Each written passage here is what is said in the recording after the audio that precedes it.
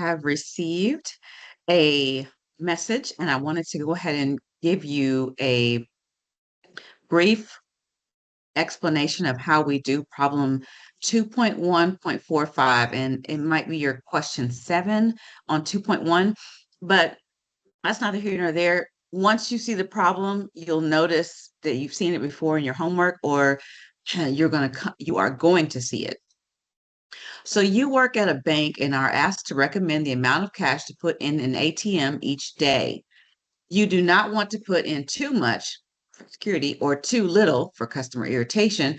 Complete parts A through C below. Click the icon to view the daily withdrawals and 100 for a period of 30 days. So we click the icon and we get our data set. So what we're looking at here is the data set, and you can open this in StatCrunch. There we go. Or you can open it in Excel, whichever one works best for you. I'm going to suggest StatCrunch because on your test, you can use StatCrunch and it's similar to Excel.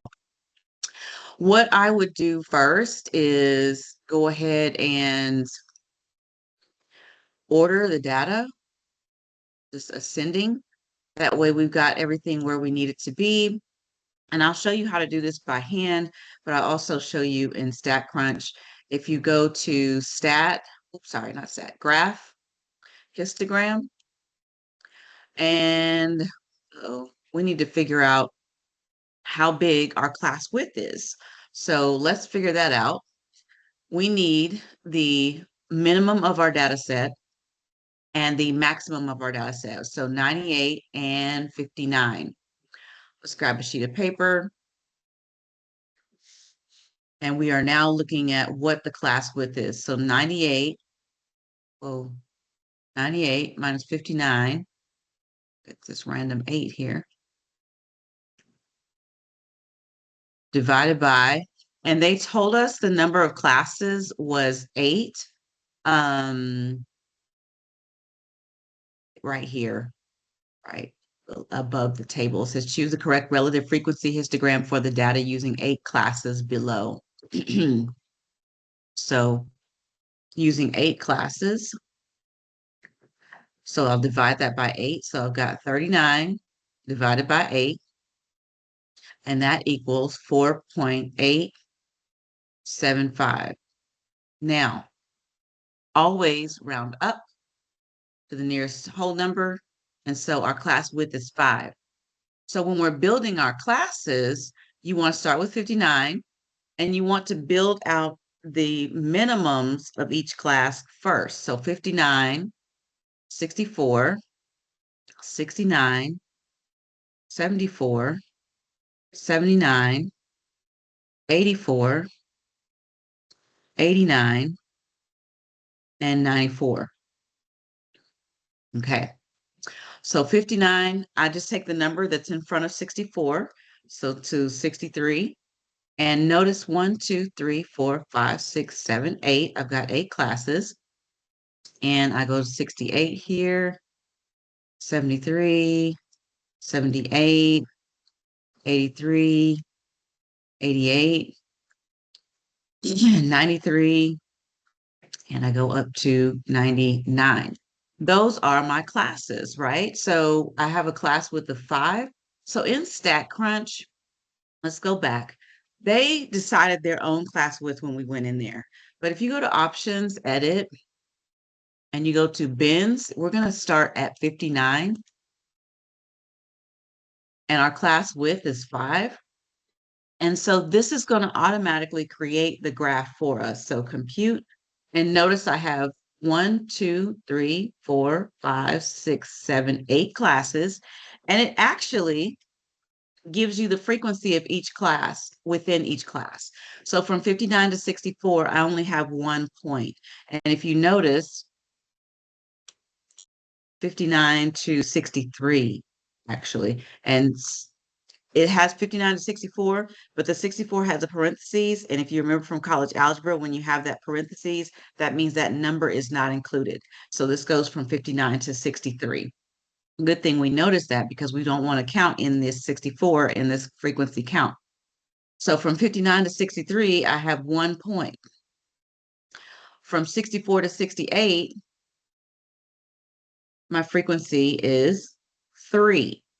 Notice when I hover over that bar, it tells me what the frequency is. So that's 3.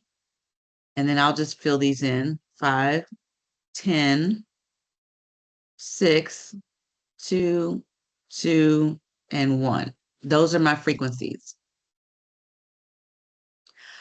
Now, in order to find the relative frequency,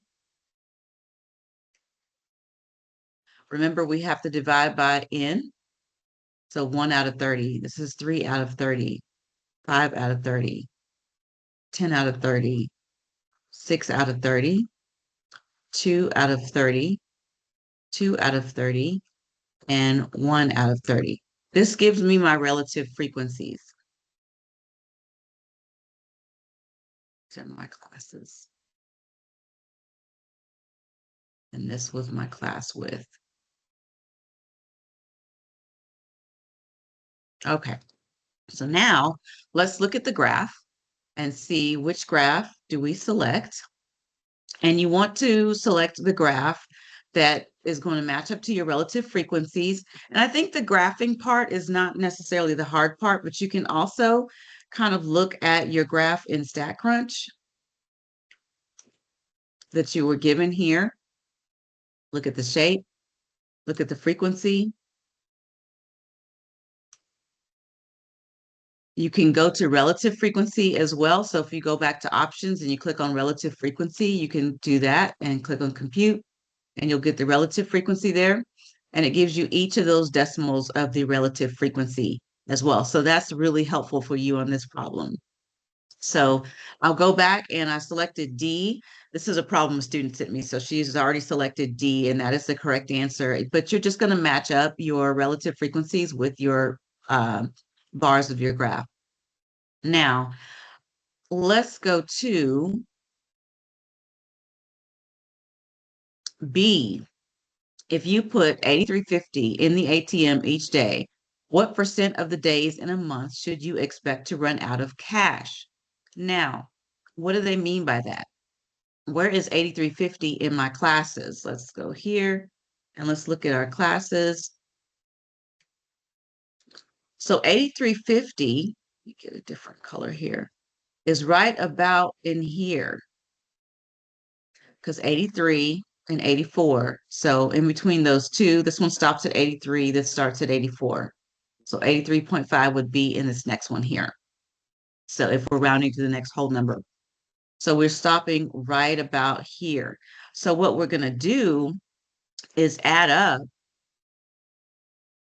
these relative frequencies. So I had 2 out of 30. Oops, I'm rewriting what I already have. Don't do that. Let me just add them together. 2 plus 2 is 4, plus 1 is 5. And so this gives me 5 out of 30. And that's going to be approximately 0.166666, but we're going to say 0.167. Now, the answer here is in percentage. So that's going to be, we're going to move that decimal place over to the right 2 units so we can get the percentage of that decimal. That's 16.7. So again, how did I find that? 8350, I found where that boundary is, and I calculated all the frequencies below that boundary. Okay. Next, if you are willing, now this is not the correct answer. This is just, again, something a student sent me. So I just want to make sure you understand and don't take that as the answer. If you are willing to run out of cash for 10% of the days, how much cash should you put in the ATM each day? Where is 10% at? So 10% is a sum of the frequency of the last 2 classes. So I'm going to get rid of part B.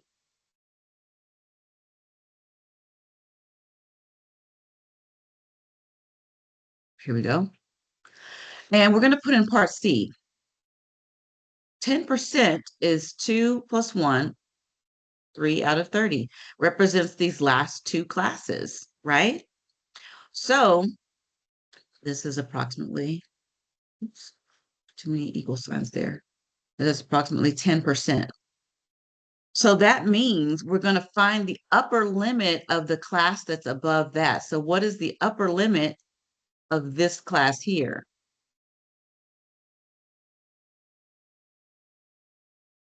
That's 8,800. So this is how much they want to put in to the cash ATM if they want to. What's the question asking? If you're willing to run out of cash for 10% of the days, how much cash would you put in the ATM each day?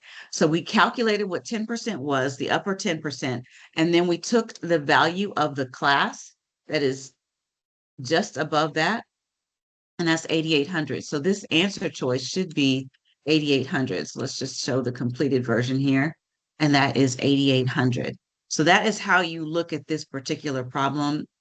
And no, this is not in the notes or in the slides anywhere. It's a stretcher problem to help you to apply how we manage and use relative frequencies. All right. Hope your day goes well.